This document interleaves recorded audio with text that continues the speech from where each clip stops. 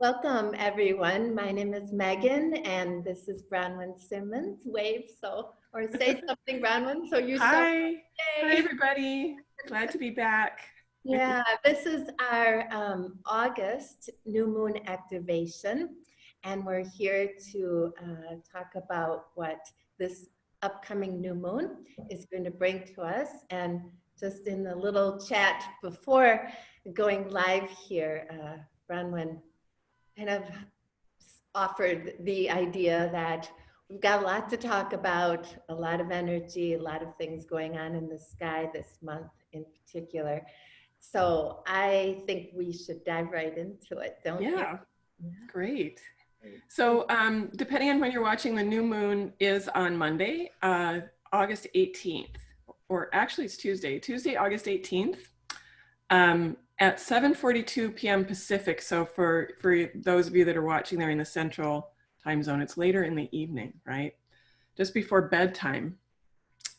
And it is at 26 degrees of Leo. So we're getting late now in Leo season, about to head into the earthy sign of Virgo. So we're kind of wrapping up that fiery summer energy.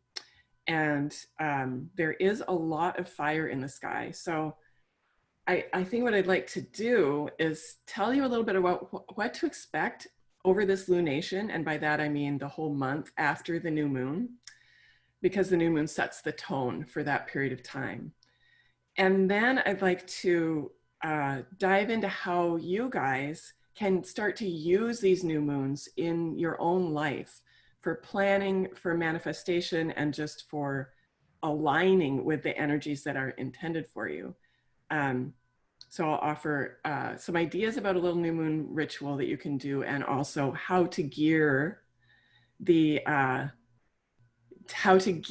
new moon intentions towards the energy that's held by that particular sign. And this is such a powerful way of working with the moons. Even if you don't know any astrology, or even if you don't know anything about your chart, you can still fine tune and use each new moon a little bit differently depending on what sign it is in the zodiac.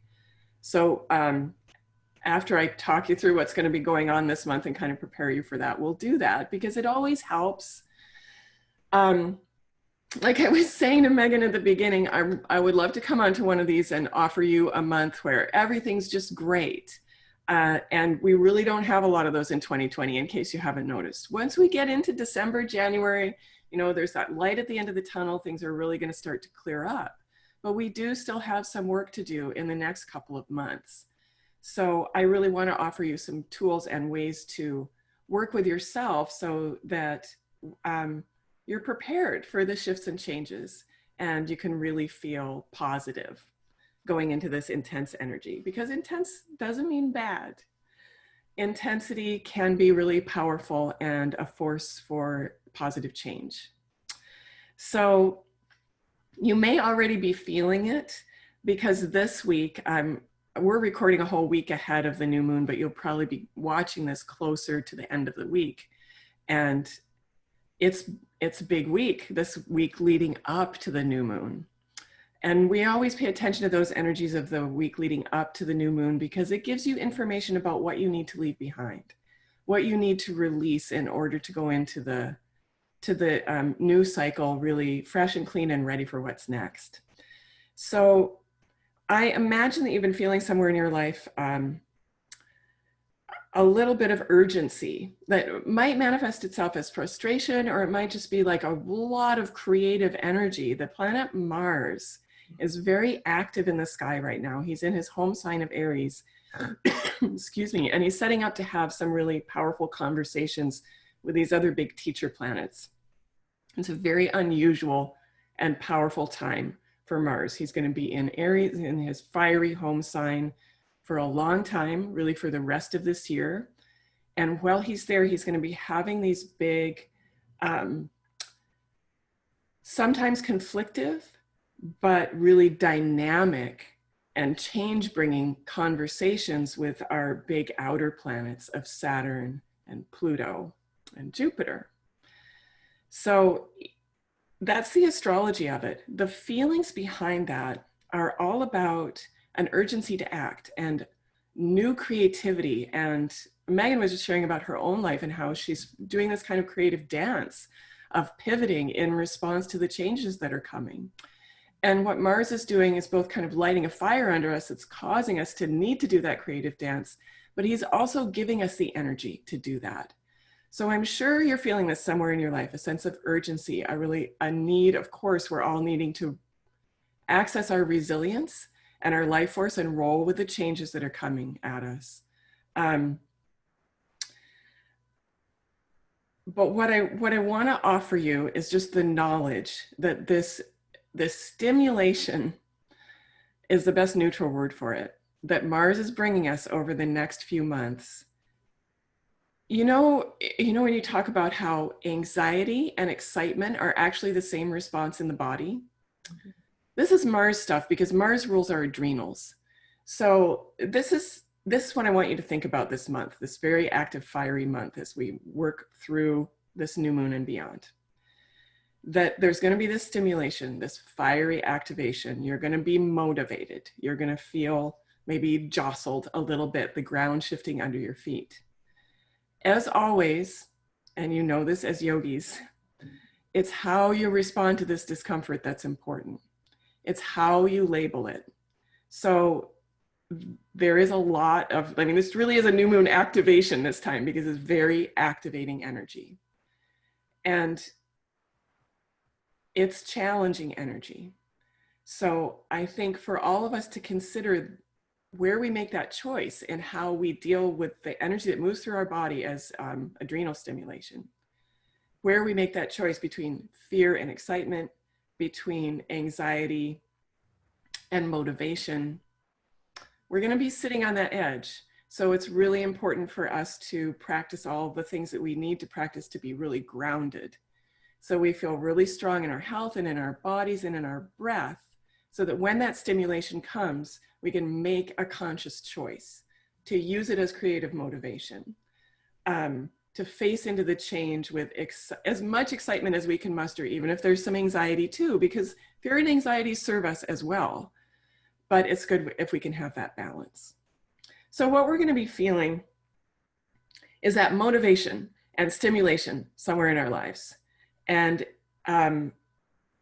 it's going to come in 3 waves within you.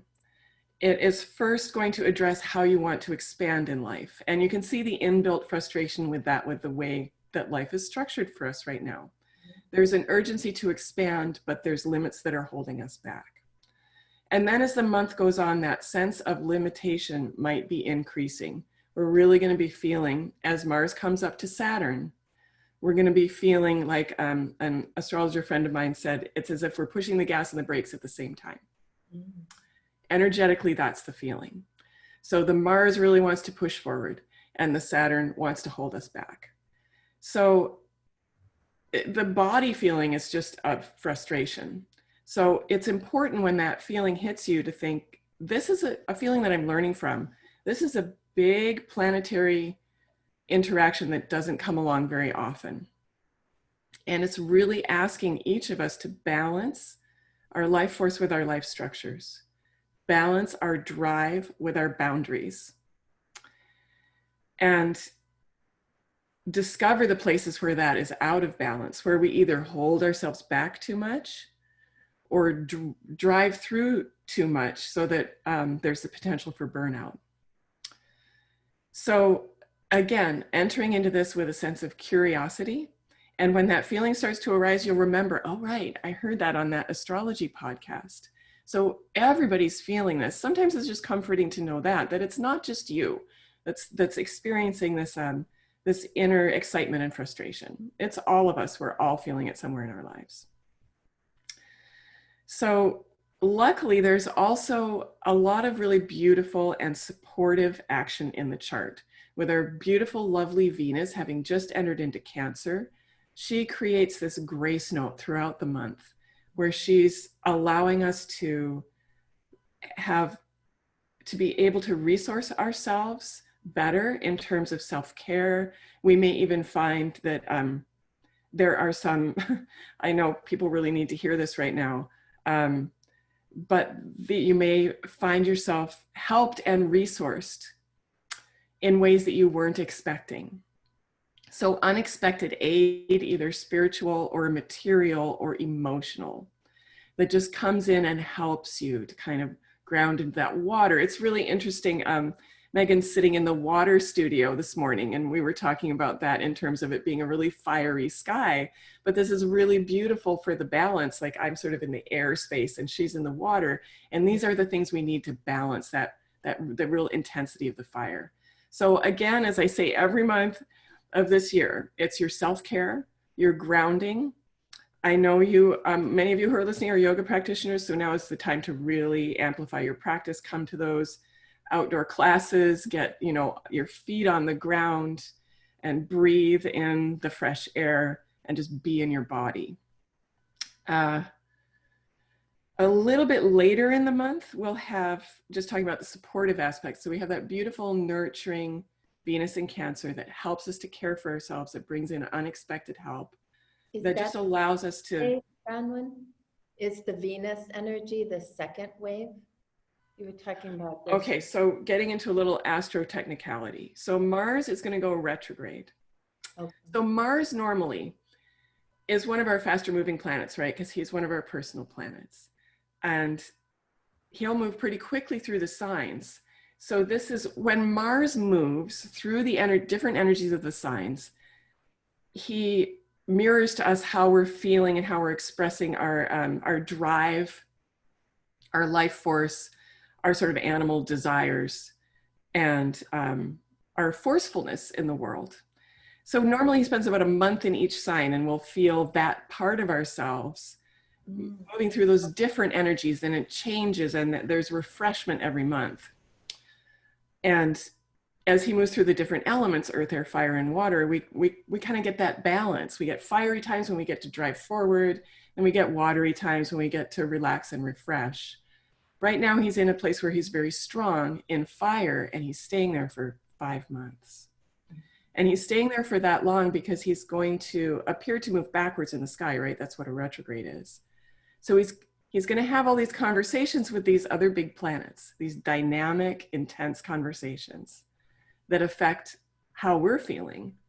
They're mirrored in our souls. And then he's going to go back and have all those conversations again. And then he's going to have them for a third time. So think about this. He moves through and has all those conversations. Then he appears to move backwards in the sky, and he has all those planetary conversations again, Jupiter, Saturn, Pluto. And then as he starts to move forward again, he has those conversations again. So those are the 3 waves, and it's now, October, and December. So the positive aspect to this is that it's allowing us to have the drive and the push to get through the really challenging structural challenges that are inbuilt in this year that I don't need to explain to you because we're all living them. Mm-hmm. Mars is coming and giving us that extra energy to push through. But whenever Mars is giving us energy, there's that note of caution because he also brings those things that aren't so useful, burnout and aggression and unnecessary forcefulness. So while he brings the beautiful prana and life force and excitement and creativity, we also have to balance that and remember to not burn out and not get angry, if I want to put it in the simplest of terms. Mm-hmm. So you're getting a picture of the energy, Mars, Saturn. Saturn is that structural slowness, the reality of time. We're all looking towards the end of this year and the things that are going to come to make things better, but it's only just going to play out slowly with time. So we've got Saturn taking us through this learning and structure and asking us to rebuild, and that can only happen as fast as it can happen. Then we've got Mars, boom, wanting to move things forward. And it's, you know, what's that thing about an unstoppable force hitting an immovable object? Mm-hmm. Saturn, Mars. Okay. That's it. It's an unstoppable force hitting an immovable object. Mm. So we're going to see this reflected in the news in the world around us. Comes in, and the feeling like, you know, you want to move forward, but everywhere you turn. gas brakes. Yeah. something. There's Yeah. just like wherever you go, there's something getting in your way. We're all feeling that. Mhm.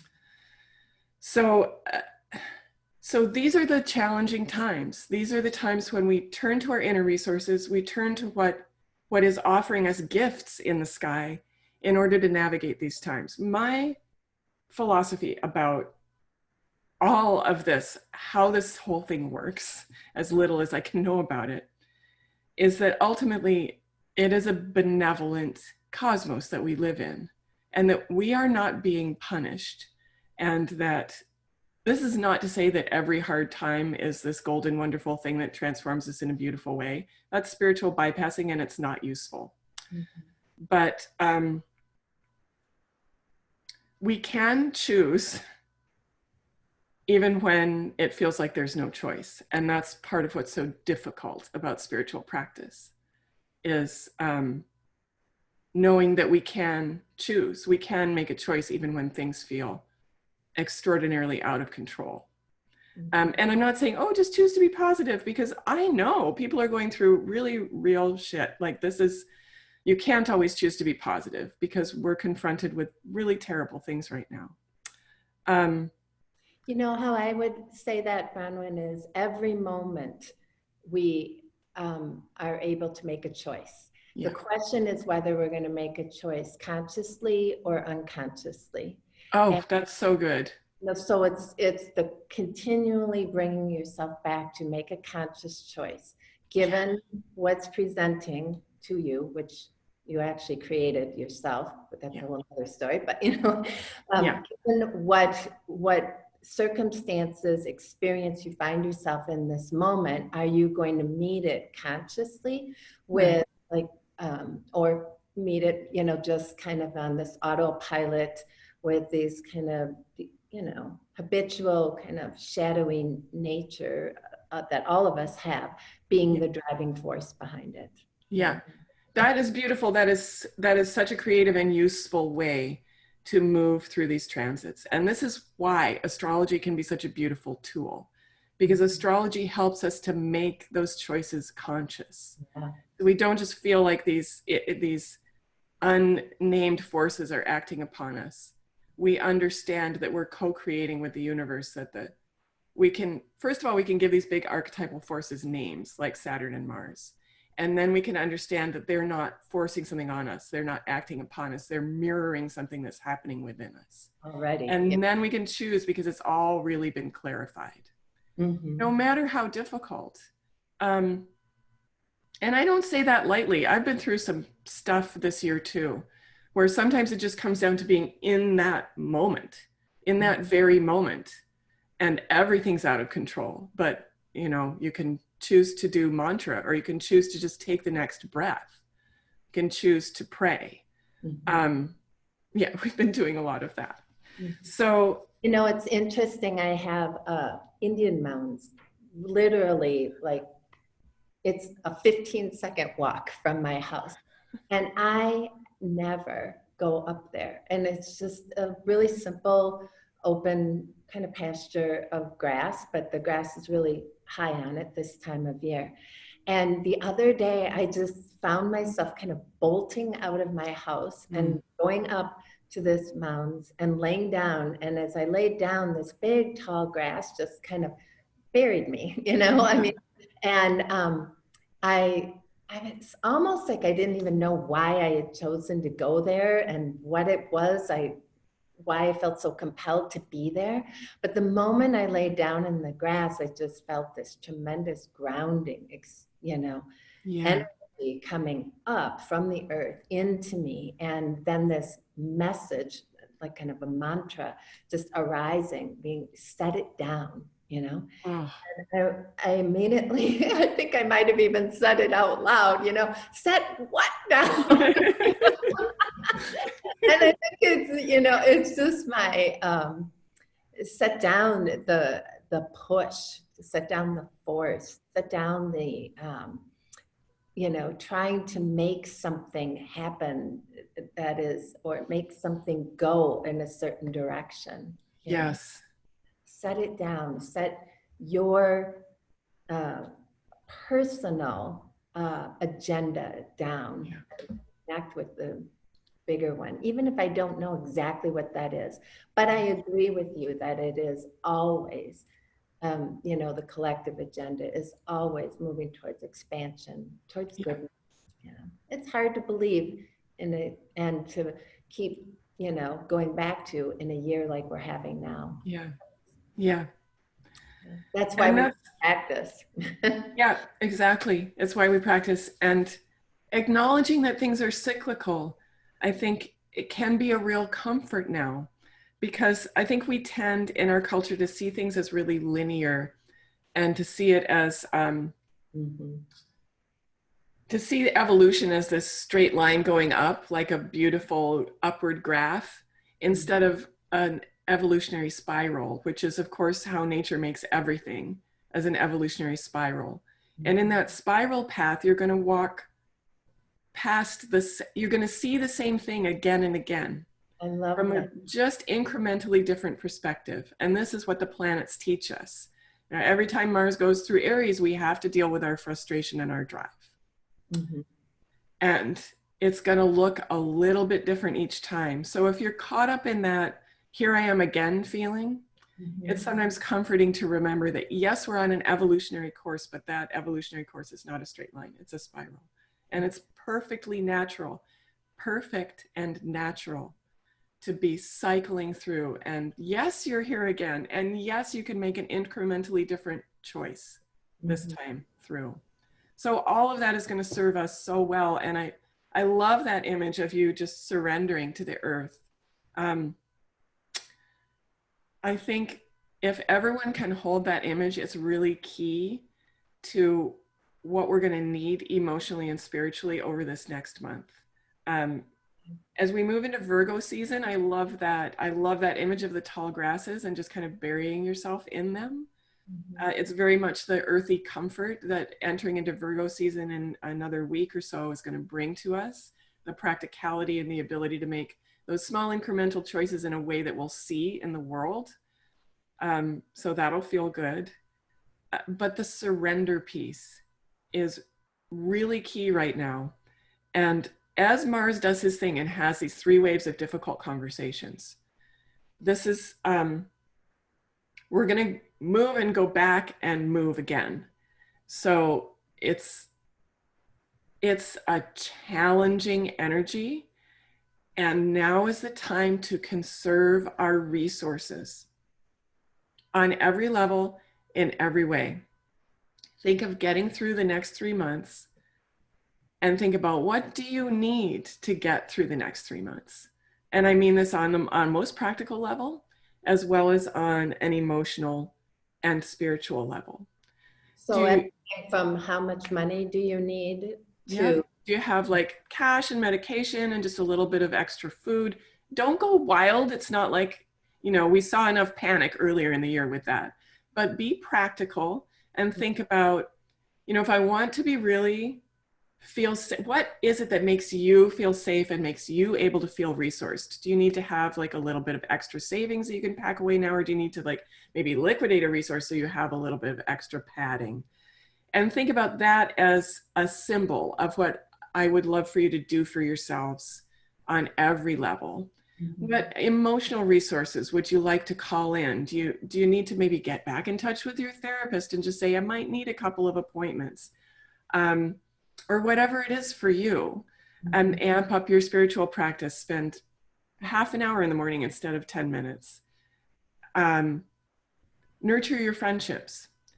So make sure you're emotionally resourced. Make sure you're spiritually resourced. And like yesterday, I just went and got a few extra months of my prescription, just, you know, just in case. So all of that, not out of fear, but just out of practicality. And it really is, when I say that about the food and prescriptions and stuff, it's not to sow fear, to say, oh, this is going to happen, but more because perhaps for you, like for me being Taurus Cancer, just knowing that I have a few things in the cupboard, whatever that is, physically, makes me feel more at ease.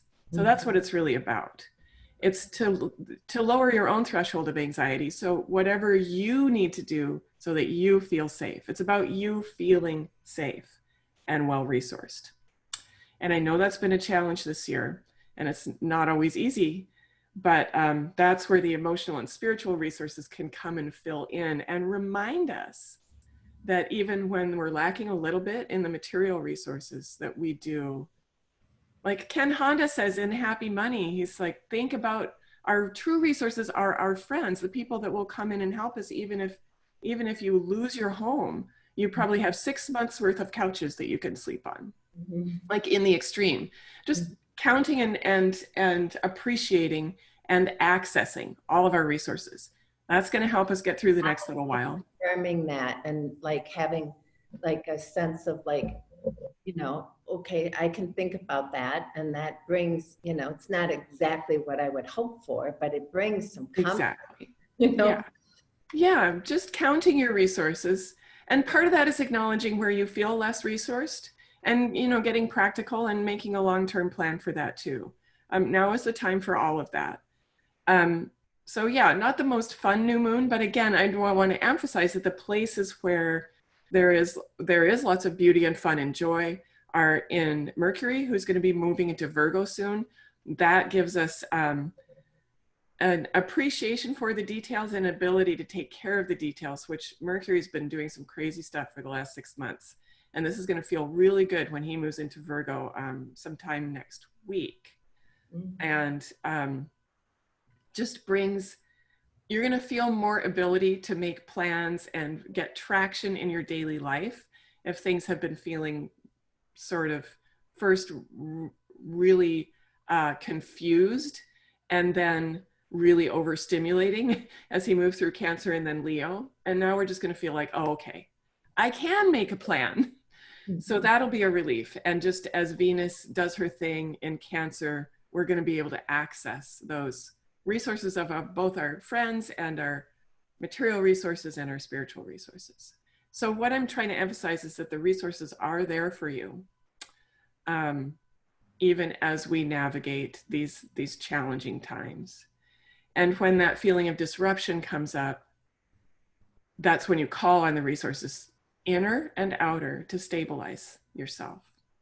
So what I would encourage everyone to do, and this is not just for this new moon, but going forward as we get into easier and happier times, I would hope that you would make it a part of your regular monthly practice to just tune in at the time of the new moon. And you need to know the time of the new moon to do new moon ritual, because you don't want to be doing your ritual before the new moon, because that's the time of profound darkness and releasing.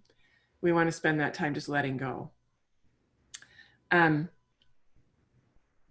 But the simplest new moon ritual is just to spend 5 or 10 minutes by yourself. If you're out in nature, as you described, that's even better. Or yourself with a few little symbols of nature, a beautiful candle and flowers, and your journal. And spend some time on reflection of the question, what is being conceived? And that allows you to begin to co-create that coming month with the universe and think about not just what you want to happen, but what you feel are the seeds that are being sown right now in your life. So it's more of a meditative question for you to kind of sink in on a deeper emotional and spiritual level and think,